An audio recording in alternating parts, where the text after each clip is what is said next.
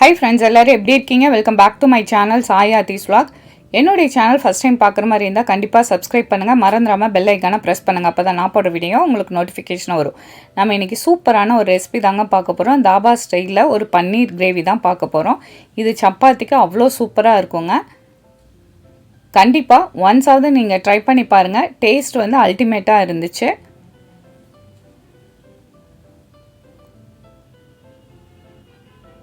இதுக்கு நான் வந்து 1/4 கிலோ பன்னீர் எடுத்து சின்ன சின்ன க்யூப்ஸாக கட் பண்ணி வச்சுருக்கேங்க. பாருங்கள், இந்த ஷேப்பில் நான் கட் பண்ணி வச்சுருக்கேன்.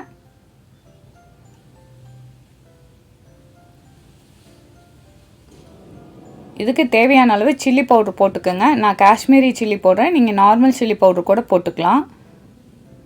உப்பு தேவையான அளவு போட்டுட்டு இஞ்சி பூண்டு பேஸ்ட்டு ஒரு 1/2 ஸ்பூன் மட்டும் ஆட் பண்ணிவிட்டு நல்லா மிக்ஸ் பண்ணி விடுங்க.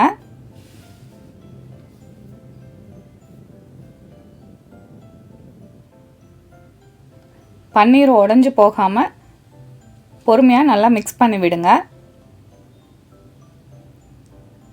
ஒரு 10 மினிட்ஸ் லிட்டை போட்டு வச்சுட்டு இதை ஆயிலில் ஃப்ரை பண்ணி எடுத்துக்கலாங்க. நான் ஒரு கடாய் வச்சுட்டு ஆயில் ஊற்றிருக்கேன். ஆயில் வந்து நீங்கள் கொஞ்சம் கம்மியாகவே ஊற்றிக்கலாம். இப்போ இதில் பன்னீர் ஆட் பண்ணிக்கிங்க.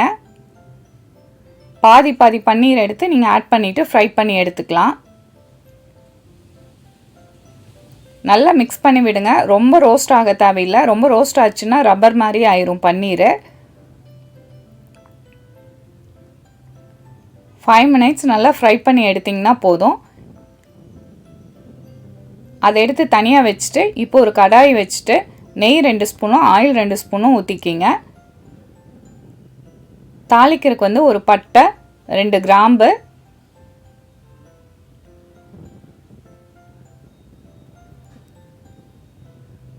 ரெண்டு ஏலக்காய் ஆட் பண்ணிக்கிங்க. பெரிய சைஸ் வெங்காயம் 2 எடுத்து சின்னதாக சாப் பண்ணிவிட்டு அதையும் ஆட் பண்ணிவிட்டு நல்லா ஃப்ரை பண்ணி விடுங்க. வெங்காயம் வந்து கொஞ்சம் கலர் சேஞ்ச் ஆகணும், அது வரைக்கும் நல்லா வதக்கி விடுங்க. இப்போ இஞ்சி பூண்டு பேஸ்ட்டு 1 ஸ்பூன் ஆட் பண்ணிக்கிங்க. இது ஹோம்மேடு இஞ்சி பூண்டு பேஸ்ட்டு தான். ஏற்கனவே நான் வீடியோ போஸ்ட் பண்ணியிருக்கேன், உங்களுக்கு தேவைன்னா போய் செக் பண்ணி பாருங்கள். தக்காளி 2 எடுத்து அதையும் மிக்சியில் அடிச்சுட்டு ஆட் பண்ணிக்கிங்க. காரத்துக்கு வந்து சில்லி பவுட்ரு, மல்லித்தூள் 1 ஸ்பூனு, கரம் மசால் பொடி 1 ஸ்பூனு, ஜீரகத்தூள் 1 ஸ்பூனு, தயிர் 2 ஸ்பூன் ஆட் பண்ணிவிட்டு நல்லா மிக்ஸ் பண்ணி விடுங்க. தேவையான அளவு உப்பு ஆட் பண்ணிக்கிங்க. பச்சை வாசனை போகிற அளவுக்கு நல்லா கொதிச்சு வரணும், எண்ணெய் பிரிஞ்சு வரணும். லிட்டை போட்டு ஒரு 5 மினிட்ஸ் நல்லா கொதிக்க வச்சிங்கன்னா இந்த மாதிரி எண்ணெய் நல்லா பிரிஞ்சு வந்துடும். உங்களுக்கு கொஞ்சம் கெட்டியாக இருக்கிற மாதிரி இருந்துச்சுன்னா கொஞ்சம் தண்ணியை ஆட் பண்ணிவிட்டு 1 நிமிஷம் திரும்ப வச்சுருங்க. நல்லா கொதிச்சு வரட்டும்.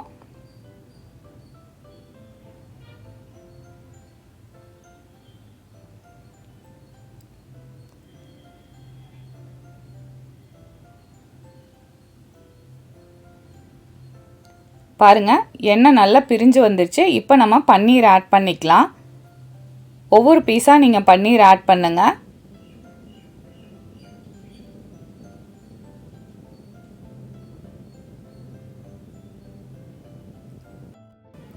பன்னீர் ஆட் பண்ணிவிட்டு 2 நிமிஷம் லிட்டை போட்டதுக்கப்புறம் எடுத்து பாருங்கள் எவ்வளோ சூப்பராக இருக்குன்ட்டு. பார்க்குறக்கே அவ்வளோ சூப்பராக இருக்குது.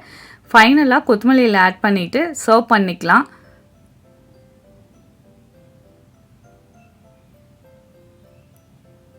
இந்த சூப்பரான சிம்பிளான தாபா ஸ்டைல் பன்னீர் கிரேவி வந்து கண்டிப்பாக ட்ரை பண்ணி பாருங்கள்.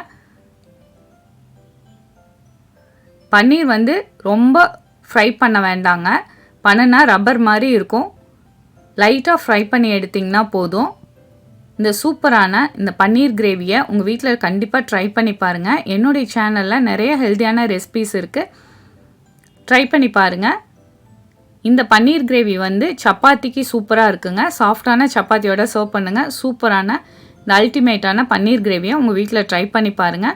உங்கள் ஃப்ரெண்ட்ஸ்க்கு ஷேர் பண்ணுங்கள்.